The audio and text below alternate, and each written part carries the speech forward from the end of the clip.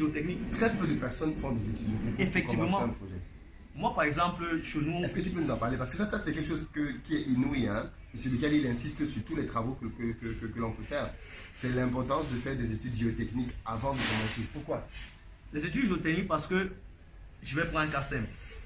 Nous sommes actuellement placés sur du sol. C'est des carreaux. Au même moment, si on se place dans une zone marécageuse, on est bien d'accord que depuis que nous sommes assis là, on se serait enfoncé, n'est-ce pas? Ça veut dire que le sol n'est pas le même à chaque endroit. On fait donc des études géotechniques pour déterminer la portance. Parce que ici, là, nous sommes assis là, on ne s'enfonce pas parce que la résistance du sol est supérieure à la somme de nos poids, de nos deux poids. Mais maintenant, en zone marécageuse, ce ne sera pas le cas parce que notre poids sera supérieur. Et c'est le cas, c'est la même chose avec le bâtiment. Si je fais un bâtiment, je ne fais pas d'études géotechniques, peut-être 3 étages, il y a un souci. Parce que le poids du bâtiment sera supérieur à la résistance du sol. Le bâtiment aura tendance à s'enfoncer, sauf qu'il ne s'enfonce pas. Quand tu es dans un marécage, c'est pas un jour qui va s'enfoncer. Voilà. On fait même des études au laboratoire, même dans le projet, on peut peut-être évaluer sur 5 ans. On parle du tassement.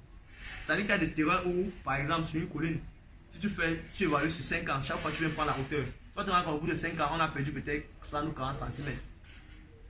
Seulement 2 degrés, c'est un bâtiment. Pour le fait qu'il s'effondre. Seulement une erreur. Parce qu'on connaît bien l'angle, voici même les meutes. Mais deux bras qui croisent là. Tu vois que ici la distance au départ elle est négligeable. Au début de l'angle, plus on avance, c'est ça qui se produit. Et maintenant, au niveau du tassement, le bâtiment a tendance à s'affaisser d'un côté. Quand ça fait d'un côté, l'autre côté commence à travailler comme ceci, il ne travaille plus comme ça. Et le bâtiment va s'effondrer. La raison pour laquelle il faut faire des études géotechniques. Ok. En fonction des projets en fait.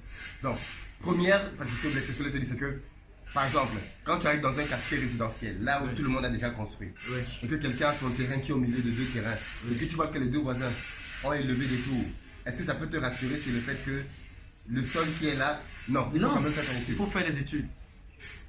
Parce que je viens de te prendre l'exemple, je dis, là nous sommes là, il y a des endroits ici, là, où il y a des tassements déjà visibles. Oui. Et là, il n'y a pas. Oui. C'est pas parce que nous sommes dans le même quartier. Je peux la même contrainte de le suivre. Donc, c'est une petite superficie en réalité. La terre n'est pas égale. N'est pas égale, oui, effectivement, on n'a pas les mêmes couches.